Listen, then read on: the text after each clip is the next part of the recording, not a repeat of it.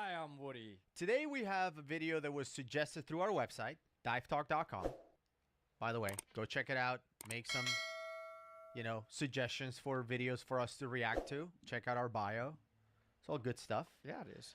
And they suggested this video, which is about apparently divers who drown at Eagle's Nest. I don't know if you remember. I'm pausing though on one comment you made. How your bio is really well done on the site. How long did that take you? I mean, it took a couple days. Yeah, I worked hard. Okay, I'm sorry. Back on. I will say though that this video is kind of, I don't know if it's related, but it's connected to the video last week where we had those psychics trying to talk to dead people from Eagle's Nest. So this could be the people they try to contact. Which I do think that was real. That's okay. So let's see. Let's take a look. Drowned deep inside a narrow underwater cave system within a sinkhole. Okay, so These ChatGPT three is involved here. dared to test their skills at one of the world's deadliest diving sites. And that is what true. began as a thrilling underwater adventure ended up in Hey, Rusty, how's it going? tragedy. However, I'm gonna get some work done made it first back and to then their predetermined meeting spot, play some Space and Marine not if I still have without energy. severe consequences. Priorities, right? October I'm gonna 15th, try doing that 2016, from while now on. diving in the Eagle's I'm gonna Nest get some work done sinkhole first located before at the Chassahowitzka Wildlife playing. Management Area in Hernando County, Florida.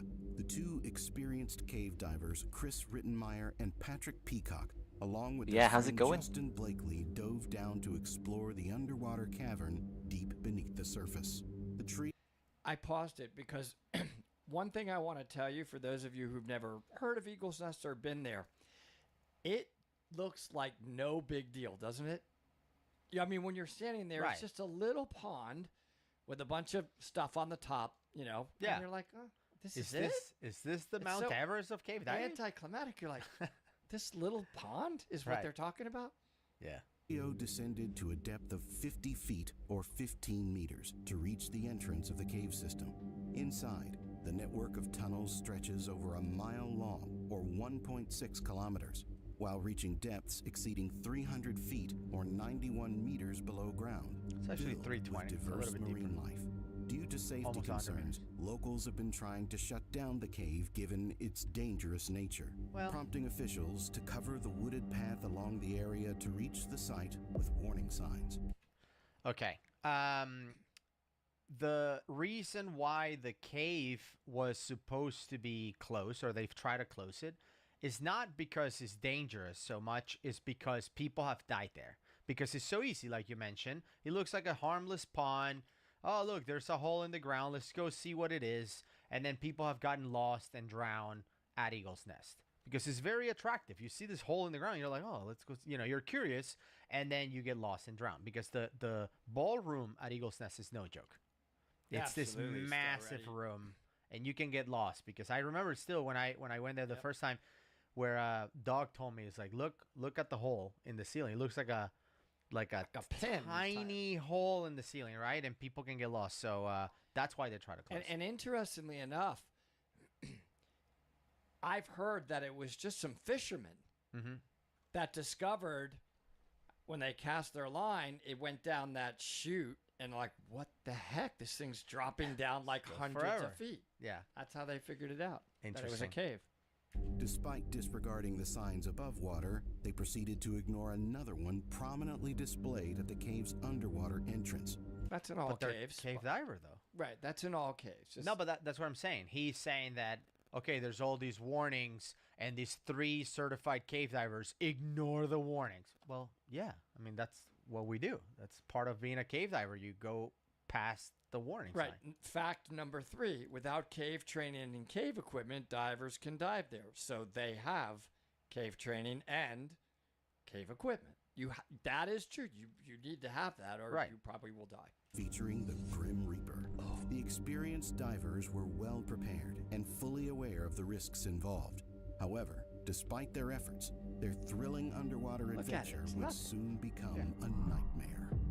The previous day, Rittenmeyer and Peacock visited the site to What is set up that? safety measures. Is that me? They placed a the series video? of backup diving cylinders known as bailout Yes, that bottles video. along the tunnel walls of the cave. Yeah, we should These talk were about that real positioned at fast. depths of For- 20 feet, 70 feet, and 120 feet, but no deeper.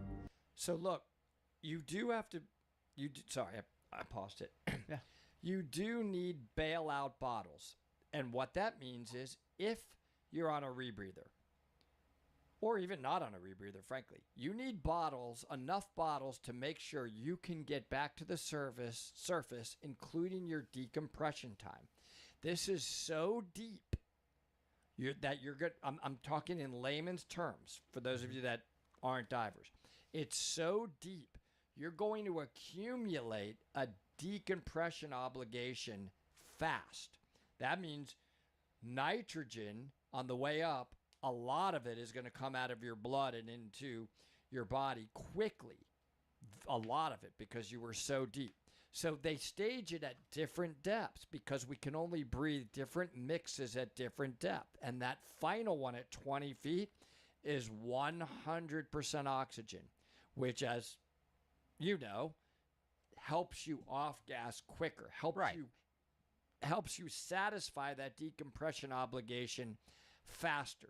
Right, because you're breathing out nitrogen bubbles, but you're not breathing in nitrogen bubbles. So 100%, because you go fast. metabolize that oxygen, right? Now, So, I don't remember exactly, like when I went and dived there, what the ratio was, but I feel like I remember it was like 1-5. For every minute you spend at depth, 5 minutes of deco. it's something like that. And what that means is, let's just assume that's right. And I don't want people commenting below, it's actually 1-7, you Right. idiot. Okay. Let's just assume it's 1-5. What that means is you spend 10 minutes in the cave at that depth, you have to stop for 50. I mean, that's how big it is. And you're not going to go cave diving for 10 minutes, right? You're going to spend 20, 30 minutes down there. And by the time you're coming out, you have 2 hours of deco or something like that. Yes, except for on the way up, on the way out, you're already off gassing. You're trying. already meeting that deco obligation. So it's not like you're going to typically get to the 20 feet and have to satisfy your entire deco obligation there. You're burning that off. That's what we call it on the way up, because it's inclining. But your computer very well may tell you to stop at one of those depths, deeper depths, before you even get in the chimney that gets you back to the 20 feet. Correct. So that's how it goes. Something happened to the sound, by the way. I don't know if I did that by accident. All right, here we go. To which the mix has been adjusted. These mixes typically contain various concentrations of oxygen and nitrogen, and sometimes helium, depending on the depth. The tunnels inside Eagle's Nest are vast and intricate, making it easy to get lost or separated. They're not The intricate. cave consists of 3 distinct that I know tunnel of. systems combined together. There it is. Look at the map. It containing looks at like least easy. 6 The- dozen rooms. It looks like the map of MARTA here in Atlanta. You see all these subway Right. systems in New York and stuff. It's like going everywhere, and then you Yeah, look like at the one in three Atlanta, lines. it's a crust. First, the divers swim to the right, heading down the upstream tunnel. Yeah. Their first stop is the Crevice Cave. From there, they enter their first room, known as Randy's Room, where the walls are multicolored with layers of clay formed over thousands of years. Next, they reach the largest room in Eagle's Nest, aptly named the Super Room, Your which light. is said to be the size of an aircraft hangar. And when you shine your light in that room, Amazing. you cannot see the walls. My light unbelievable. is just absorbed. I'm like shining my light. I'm like, I see nothing. Where's the wall? Every time you go to Eagle's Nest, you realize like people have these misconception that every cave diving is just squeezing through like tight stuff or whatever. No, Eagle's Nest is the opposite. It's Massive. like, and I don't know if you think about this when you're diving there, but I always think like, how long did it take water to make these holes? They're so Amazing. big, you know. Anyway. Amazing. However, Peacock and Rittenmeyer sought a greater challenge and started venturing towards the downstream tunnel, which was in the opposite direction, with Blakely being the most inexperienced diver and aware of Eagle's Nest's dangerous reputation. He was to remain closer to the surface. During their planning, they had agreed on a meeting point near the surface to regroup if things went south. Additionally, they had agreed to meet there at 3 p.m. once they concluded their dive. Nevertheless, their vast experience was about to be put to the ultimate test. The divers were well equipped with underwater scooters, a backup scooter, and looks nice. closed-circuit rebreathers, CCR. They were for very short. experienced. Unlike open-circuit systems that release exhaled gas into the water, This is well done. CCRs recycle exhaled gas by filtering out carbon dioxide and calibrating the gas mixture automatically to maintain a safe, partial Electronic pressure of rebreathers. oxygen, allowing for extended dive times and less sediment disturbance, leading to better visibility underwater. Bubbles, I guess. As they were going Yeah. through the downstream tunnel, they checked their diving computer for that the depth. current depth and time. It is now 2 p.m., and the pair has an hour before they're supposed to return to the meeting point and regroup with Blakely. With only an hour to spare, they plan to traverse John's pocket, followed by Jim's room, the Half Moon room, and, at the very end of the tunnel, the Room of Dreams. How many feet back? Do you before know? I don't. continuing, they must not that first far. squeeze their way through one of the narrowest and deepest parts of the entire cave system. But it's A deep. passageway reaching a depth of 310 feet, or 94 meters, called the Pit. It is one of the deepest sections of any underwater cave in the United States. Its low visibility and many pathways adds to its complexity. Rittenmeyer and Peacock arrive at the narrow passage 43 minutes after first entering the water. While starting to squeeze their way through the passage, they are now at a depth of about 260 feet, or 79 meters. However, 3 minutes later, after being unable to proceed through, they turn around and come back out. How tight is that Rittenmeyer and restriction, I wonder? Peacock spend 6 minutes I don't know. floating never outside been the there. entrance, seemingly planning their haven't next move. No. Then they If I should re-enter use the a passage for a noisemaker or second if I time. should This time, actually one of them hand sculpt it. successfully makes it through. I think hand the other, sculpting might either actually be Rittenmeyer or better than Peacock, fails noisemaker. again. But whoever made it through the passage now turns around and Let's heads go and back do some of into it that. from the other direction Like to sculpt look by for the hand. other diver. Or to get out. Something goes wrong.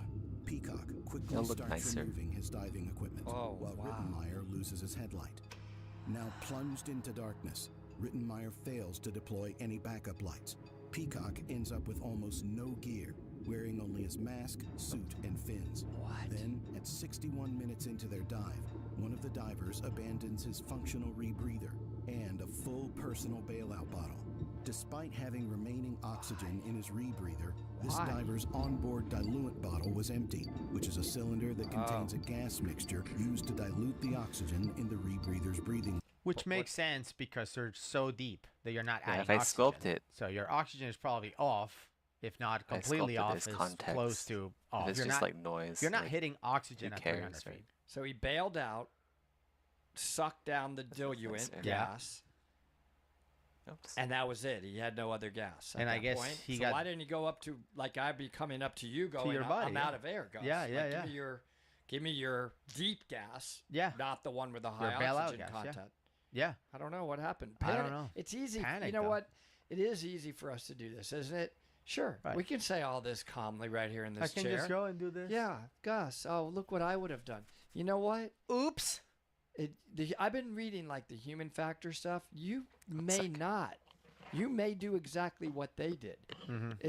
Really imagine you're at 300 feet. Yeah. Really imagine that you are completely out of gas. Dude. You're gonna and you probably are a little narked. I mean, yeah, you had helium, so I Back get and it back. when you all beat us up on some of these. Oh, you guys think you're so great. You could sit there in your office and say that. You know what? Yeah. That's a valid point when our subscribers tell us that. I don't know how that would go. That's the real truth. Now, the diver resorts to using his inflation bottle for emergency air. However, this bottle is intended for buoyancy control and is not suitable for breathing at that depth. With their rendezvous window now closing in, Blakely started heading towards the meeting point. It is now 3 p.m., and after waiting several minutes, Peacock and Rittenmeyer still haven't returned. Blakely swims up to the surface, and a few minutes later, he swims back down to check again. But there is still no sign of them.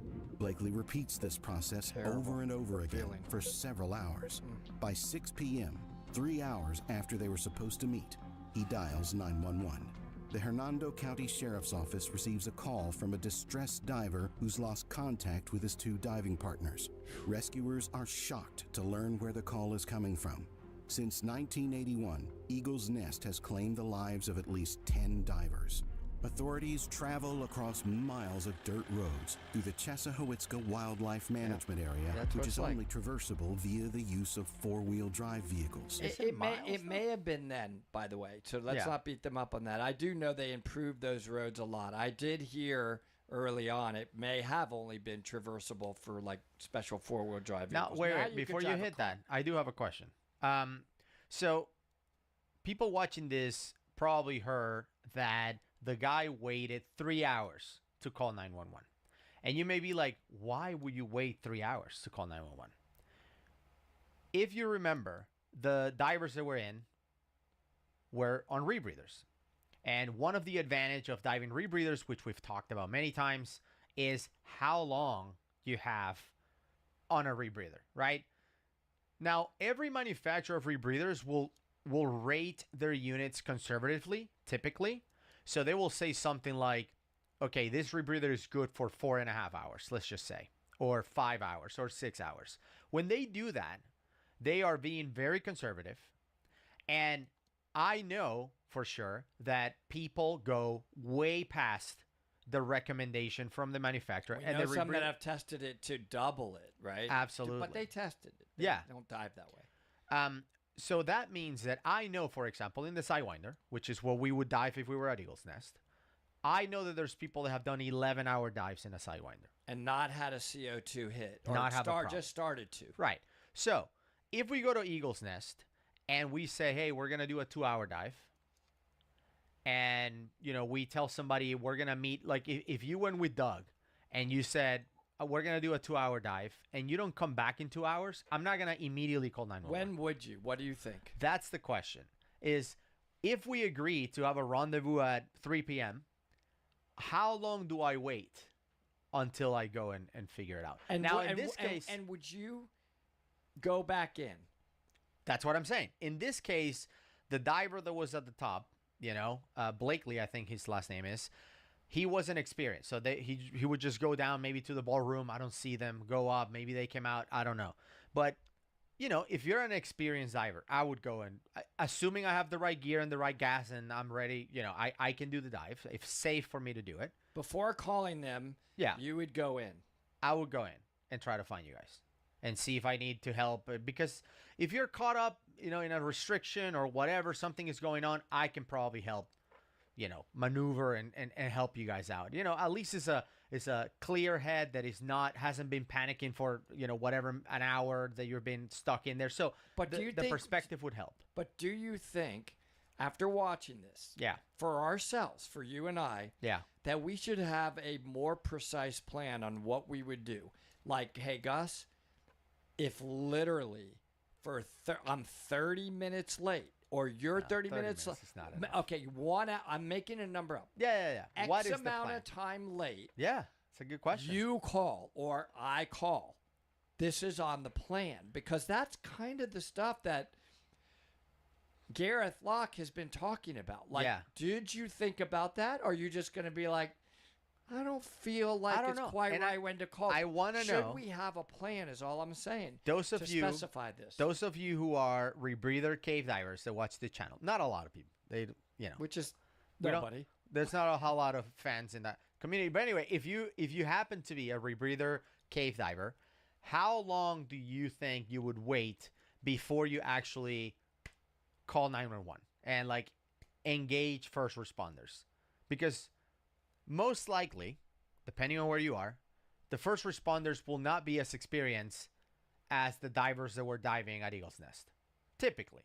I mean, it would be amazing if you call Hernando County 911 And Ed shows and up. Ed shows up. Yeah, that would be awesome. But the chances are, if we're there, like if we're in two pairs, you and Doug and me and Mike or something, and we go to one tunnel and you guys go to the other one, and then Mike and I come out and, oh, where are these guys? An hour goes by. Like, I'm pretty sure we are 911 at that point. You know, like, There's no way I can go more than an hour. I don't know if it's shorter, but yeah. I think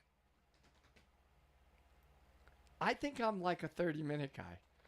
I'm going to get beat up for this, okay? I know. They're going to Yeah, be I like, don't know, man. you should call in 5 minutes. Some of you are going to say you should call if they're not there. Yeah. Exactly what your plan said. And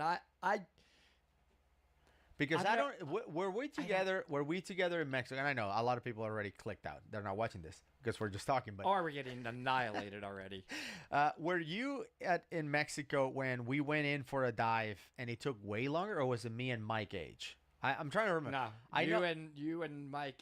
or I remember Randall or you somebody told me else. about that story. Yeah, Like, we came out and everyone was so upset because we went over by like 40 minutes, I think it was.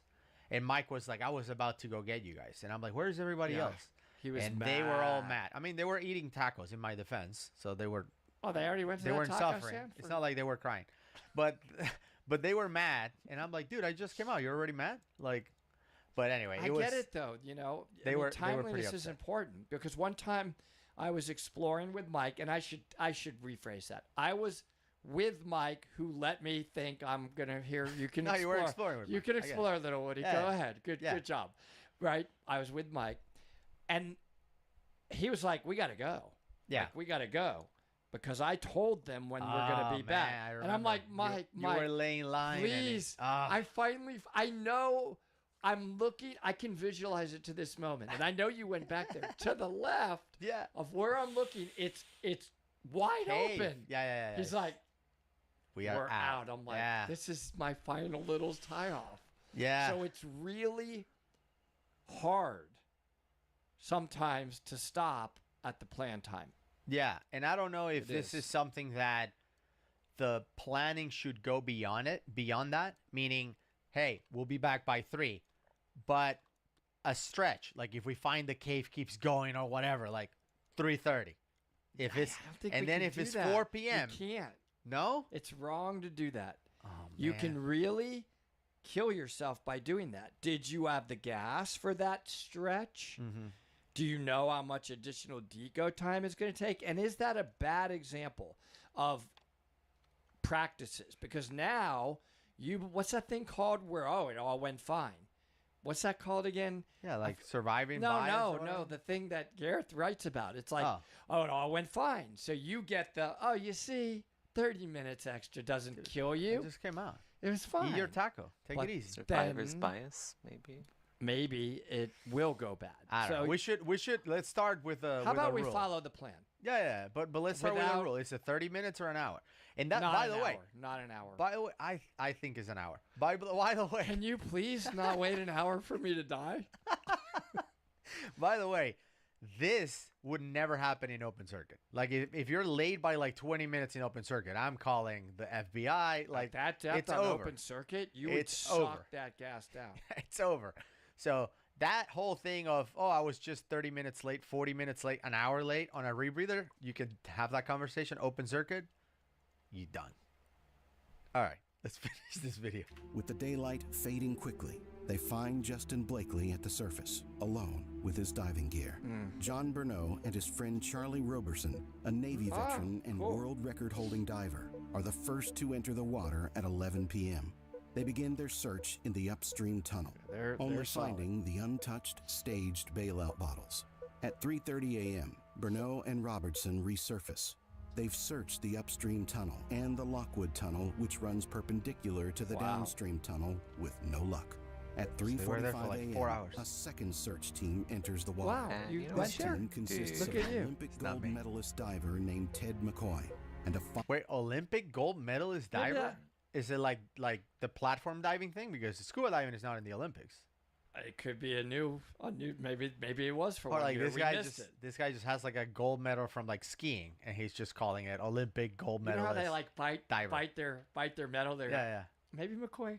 All right. firefighter/paramedic named AJ Gonzalez. Oh. The Okay. pair head into a part of Eagle's Nest that the previous team hadn't managed to explore, the downstream tunnel. Yeah. Almost immediately, they find what they're looking for. Dead. Patrick Peacock and Chris Rittenmeyer's bodies are found floating near each other on the exit side of the pit, confirming they are deceased to the rescue divers. That's really According to horrible. Florida law, they must treat their discovery as a crime scene.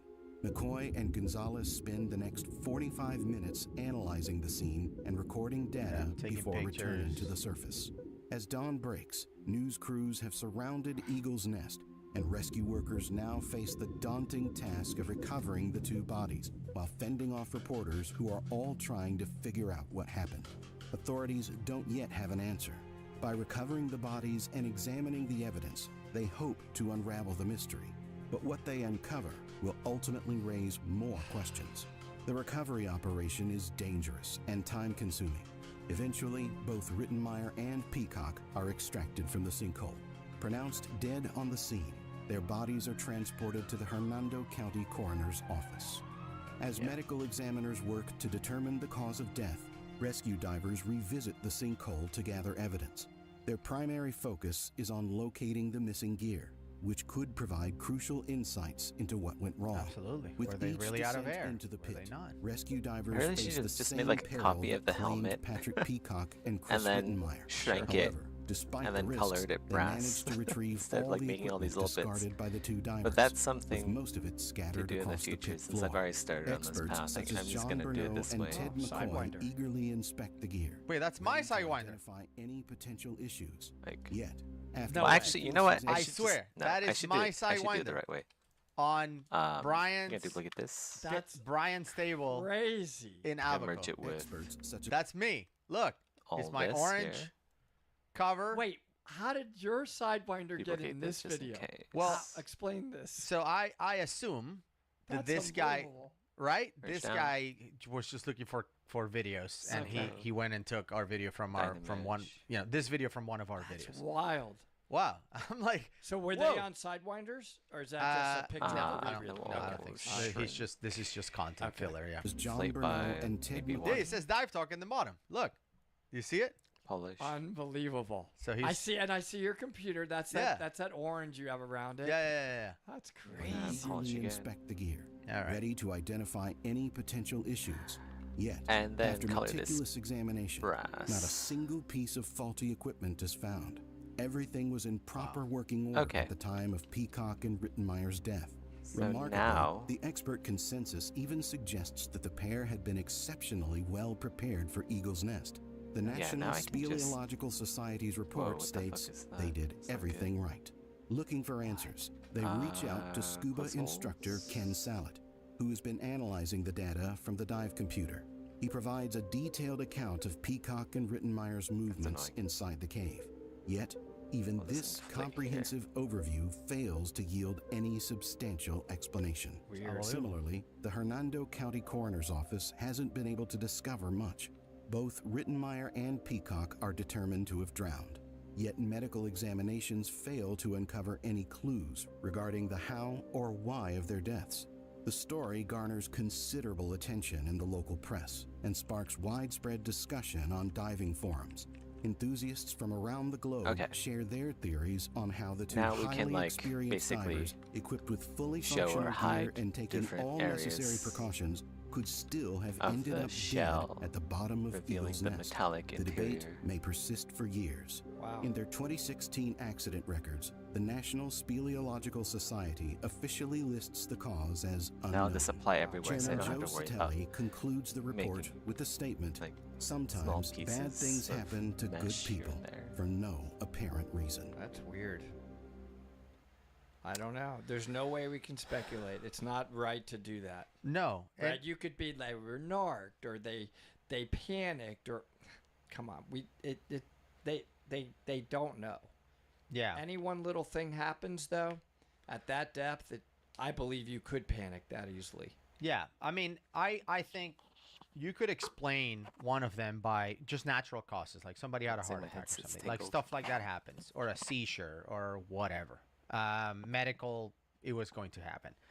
But then what about the other guy? You know, did both of them have a heart attack? You know what I'm saying? Like Really weird. it's really really hard to understand that, and I think the hardest part is also to settle. You know, to understand, like, we'll never know. Let's move on. Because I think if it was me who perished diving at Eagle's Nest or any cave, I would want whatever happened to me to serve to protect others. It would be hard though. It's once again, easy to say. I think it would be really, really hard for one of us to deal with it. No, I And, know, but I'm just saying for them, for the divers, I have to assume, because a lot of cave divers, we have a lot of things in common.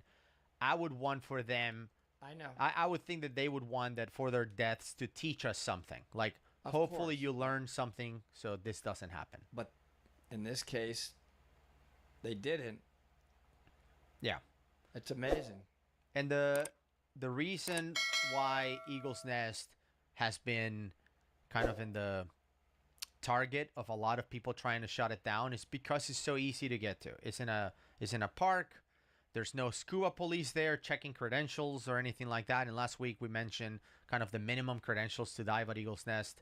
And there's been deaths there from people who went in diving.